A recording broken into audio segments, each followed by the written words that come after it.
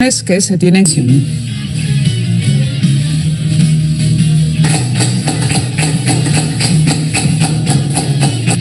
Juro respetar, estimular y defender debidamente la libertad de expresión y de prensa. Juro promover y proteger la lucha contra la corrupción.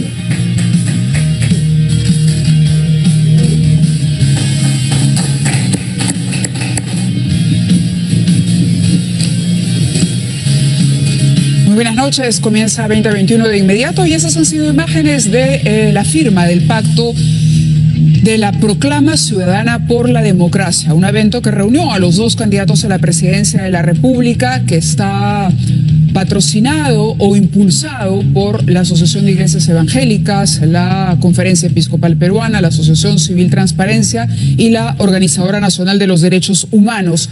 Estos 12 juramentos que hicieron los candidatos, de alguna manera, de cara a la población, los comprometen y los atan a una serie de ajustes o de respeto a las normas establecidas. Por ejemplo, destacaría yo en el caso de Keiko Fujimori no intervenir en la independencia de las investigaciones que se tienen que realizar en la Fiscalía y los procesos a nivel judicial.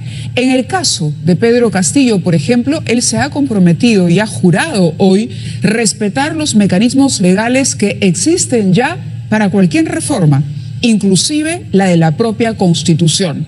Son realmente compromisos en los que podemos confiar para analizar un poco lo sucedido, los símbolos, el despliegue de los candidatos y lo que dijeron ambos en el espacio que tuvieron para hacer reflexiones particulares. Está con nosotros esta noche Juan Carlos Tafur, director de Sudaca.p. Juan Carlos, muy buenas noches y bienvenido al programa.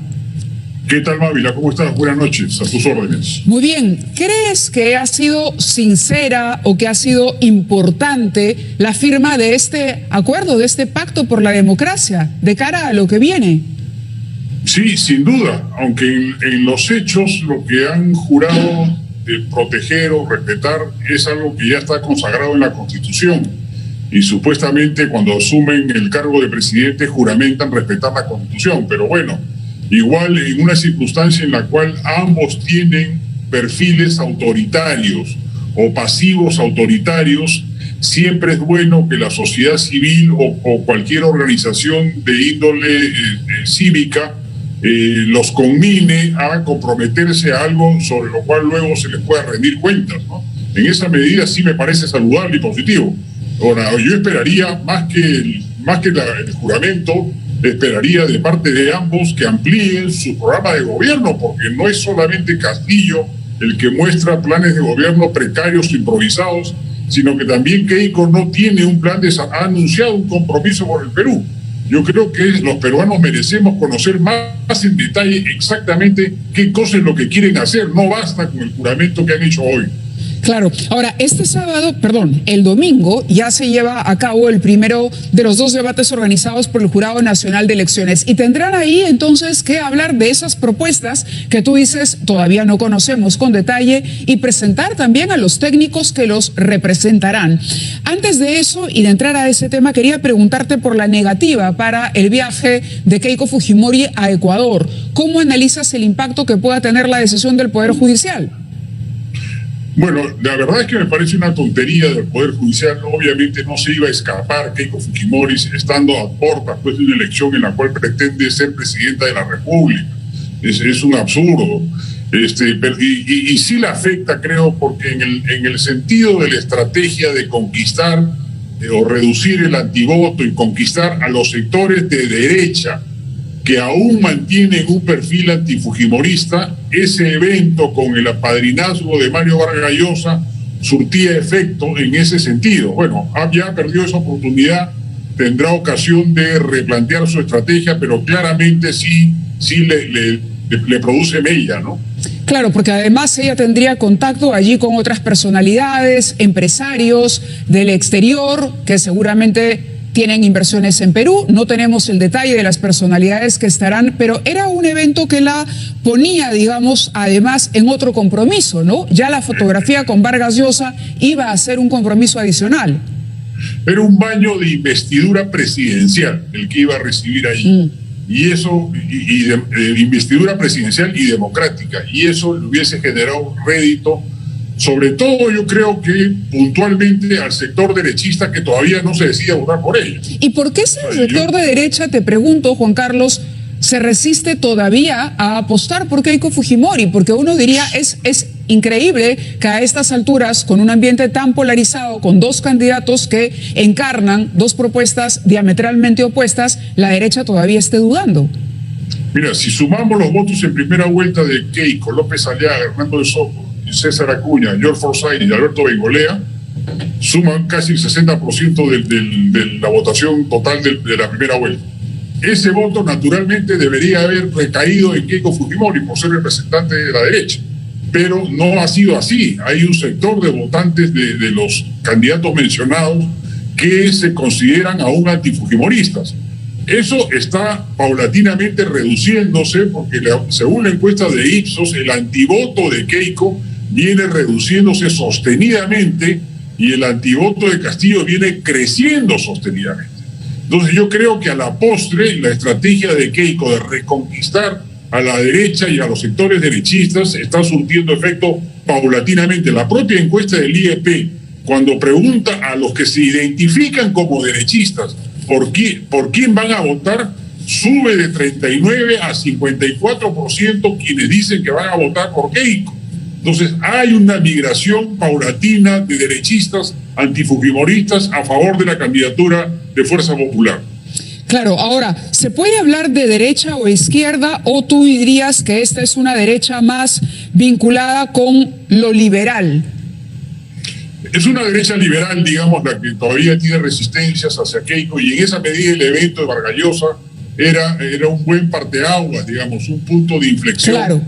Que eventualmente lo ha perdido, digamos, pero bueno, el padrinazgo y el activismo de Mario y de Álvaro Vargas Llosa compensa de alguna manera esa ausencia.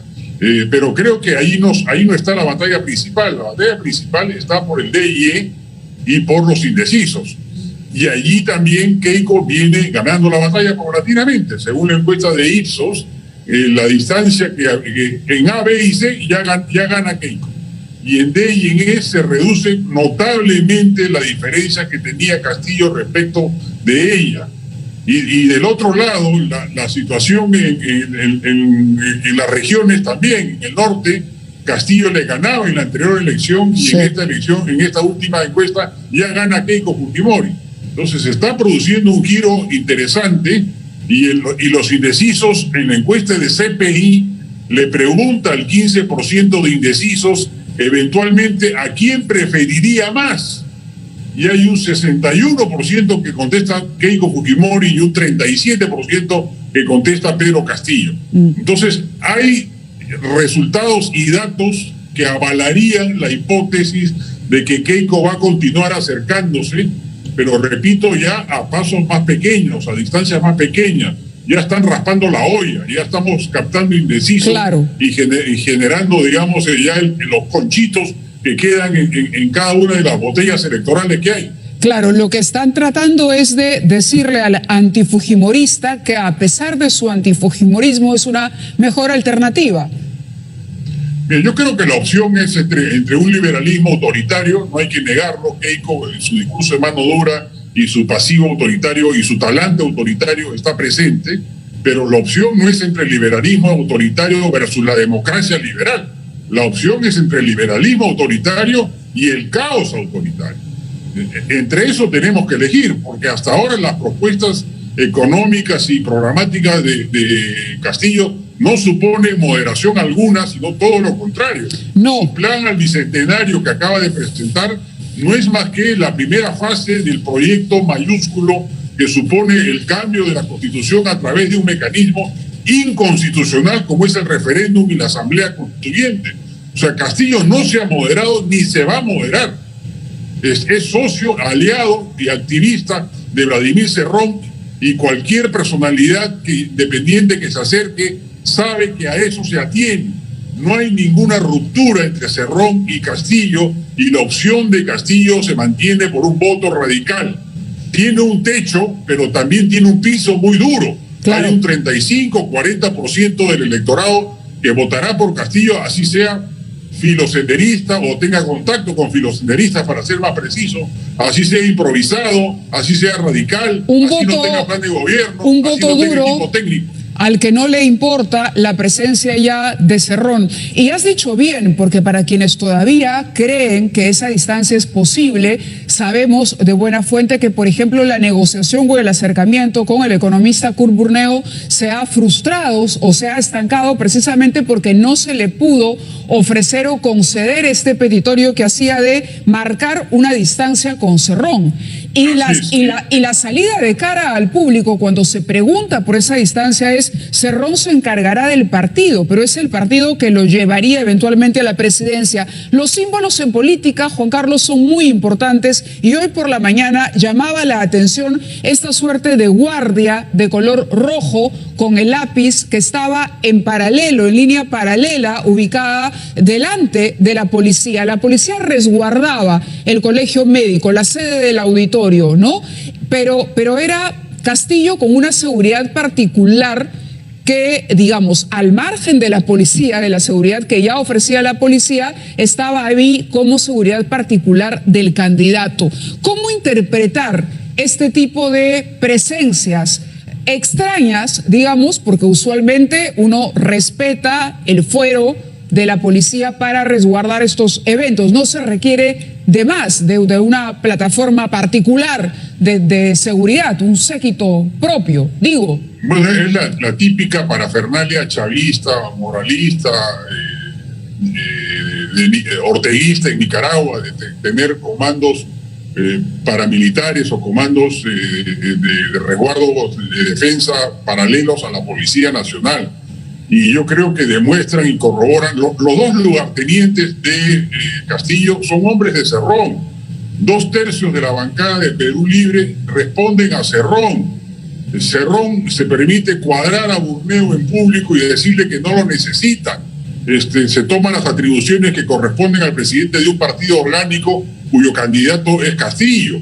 Entonces no nos engañemos, el Castillo no se va a poner el polo blanco, no se va a ollantizar. Es el Castillo radical que tiene un techo, repito, pero tiene un piso muy sólido y él apuesta que eso le alcance para ganar. Yo veo que las tendencias apuntan a que Keiko se le acerque lo suficiente como para alcanzarlo y llegar a una final ajustada como te preveía desde hace más de un mes, cuando recién se conocieron las primeras encuestas de la segunda vuelta electoral. La batalla todavía no está definida, las tendencias favorecen a Keiko, pero hay que estar pendientes. Un imprevisto, un error, un lapsus, un mal debate, un chicharrón, nosotros matamos menos, que le dé COVID, en fin. Cualquier circunstancia fortuita puede arruinar la campaña electoral de cualquiera de los dos. La preocupación sobre esa tendencia autoritaria de la que hablábamos al inicio, que está en los dos candidatos, es la que lleva precisamente a la firma del compromiso de hoy. En el caso de Keiko Fujimori, uno dice, bueno, ok, está el tema de su investigación en la Fiscalía. Hoy, por ejemplo, se le ha prohibido, se le ha denegado la solicitud para un viaje. Ella tendrá que acatar la decisión del juzgado. Pero en el caso de Castillo, y tú hablabas de esto de la Asamblea Constituyente, que es un poco el corazón de lo que él propone hacer o de lo que quiere hacer en el país, que es un cambio de la Constitución con un cambio radical del capítulo económico. Dice el compromiso que solo se hará esta reforma en el marco de la legislación vigente. Constitucionalistas varios dicen, entonces no es viable la propuesta de Castillo. ¿Cómo entender la firma y el juramento si no es viable, si lo compromete a no cumplir con una propuesta que es la base de su propuesta y de su ideario desde un inicio? Mira, si Castillo respetase a cabalidad el juramento que hoy ha firmado, debería proceder de inmediato a rectificar el plan al bicentenario que ha lanzado ayer, donde claramente señala que la vía para reformar la Constitución pasa por un referéndum convocado de facto por el presidente, cosa que no puede hacer en términos constitucionales, y convocar a posteriori una asamblea constituyente que tampoco puede hacer en términos constitucionales. Claro. O sea, claramente hay un proyecto de reforma constitucional de facto que violaría los preceptos constitucionales y se expone a las consecuencias del caos político a que eso llevaría al país. Entonces, por eso digo, no basta un juramento tan gaseoso como el que se ha firmado hoy, se requiere una actuación política mucho más efectiva, ¿no? Y del otro lado también decías tú, en el caso de Keiko Fujimori, importante ampliar ese contacto con los sectores que tienen hoy el voto duro hacia Castillo. ¿Qué posibilidades tiene o cuán cerca está el techo de Keiko Fujimori? ¿Qué podría hacer ella para romper ese techo de gente a la que realmente dice no tengo nada que perder si cambian la Constitución, mi vida va a continuar igual o mejor quizá? Porque con esta Constitución no ha funcionado para mí. Bueno, la estrategia de Keiko, como bien publicamos nosotros el 30 de abril un informe en Sudaca que decía que ella transitaba del sector alto al sector popular y que era una cadena, una cascada de influencias que iban a lograr paulatinamente que el DIE se plieguen a la defensa del modelo. Y lo está logrando. O sea, claro, la fórmula es mágica porque tiene que defender el modelo y a la vez hacer anuncios anti-establishment, pero los está haciendo, está reactivando anuncios de programas sociales, anuncios que algunos califican de populistas, pero la verdad es que en el Perú nadie puede gobernar sin una dosis de populismo y mucho menos ganar una campaña sin ella. Entonces, me parece que la estrategia de Keiko es mucho más afinada que la de Pedro Castillo, quien no tiene estrategia, más bien. Estás hablando de los bonos, del incremento en pensión 65, Correcto, el reparto directo a la población, claro, la reactivación de los programas sociales de los 90 que tuvieron mucho impacto. Hay un libro, un artículo extraordinario, un ensayo de Richard Webb sobre el extraordinario impacto económico que tuvieron los caminos rurales, por ejemplo, en la población rural más pobre del Perú, que fue un programa que se hizo en los 90. Entonces, ese mensaje de Keiko Fujimori sí cala. Y lo vemos en las encuestas, que crece en el sur, crece en los sectores D y E, voltea el partido en el norte, voltea el partido en el sector C. O sea, la tendencia por eso indica una final más ajustada de lo que hasta ahora muestran las encuestas. Y la apuesta por la defensa del modelo, tú dirías, ¿debería ser ahí la esencia principal? No, yo creo que tiene que anunciar cambios al modelo. Pasa por ahí la posibilidad de un triunfo. La gente está molesta, irritada, ha ido a votar de mal humor, no siente que los beneficios del modelo le hayan alcanzado y eso se agrava con la recesión pandémica que hemos sufrido. En esa medida, Keiko Fujimori no puede parecer defensor del statu quo porque el statu quo fastidia a la mayoría de los peruanos. Entonces, me parece bien en esa medida que cambie su estrategia y diseñe propuestas que apunten a un cambio del modelo, que es lo que viene haciendo hasta el momento con relativo éxito. Ha remontado 15 o 10 puntos según la encuesta que querramos analizar en apenas un mes. Y estamos todavía a 3 semanas de la elección, tiempo más que suficiente para que el partido se voltee. Interesante también conocer o imaginar cómo será el escenario en el caso de que cualquiera de los dos llegara a la presidencia. Ninguno la tendrá fácil. Hay un Congreso fraccionado. En el caso de que gane Castillo, ¿cómo se comportaría ese Congreso si es que el Congreso finalmente fuese respetado? Porque también Castillo ha firmado hoy un compromiso para respetar la independencia de los poderes y eso públicamente lo compromete a que cualquier trámite, reforma, cambio o ley que haya que implementar para llevar adelante su modelo o su propuesta económica pase por el Congreso de la República y ahí podría tener una votación adversa. Bueno, si él gana y ejerce un gobierno radical como el que presumo que va a desplegar, tendría solo 41 congresistas, los 37 de Perú Libre más los 4 de Juntos por el Perú. Con esos 41 congresistas no va a poder gobernar. Va a necesitar una coalición, una coalición multipartidaria para poder ejercer alguna mayoría. Va a ser un caos político. En el caso de Keiko, su problema no pasa por el Congreso, porque ella ya tendría 69 o 72 o 73 congresistas y se suman 4 o 5 de Acción Popular que no son de la línea de centro-izquierda, de Lescano y compañía, sino más bien de derecha, sino que su problema va a estar en las calles. Yo creo que ya, si gana Keiko, preparémonos para la eventualidad de una sonada social tipo la de Chile o tipo la de Colombia. Yo creo que la oposición de Perú Libre y los sectores radicales va a transitar no por el Congreso, sino por las calles.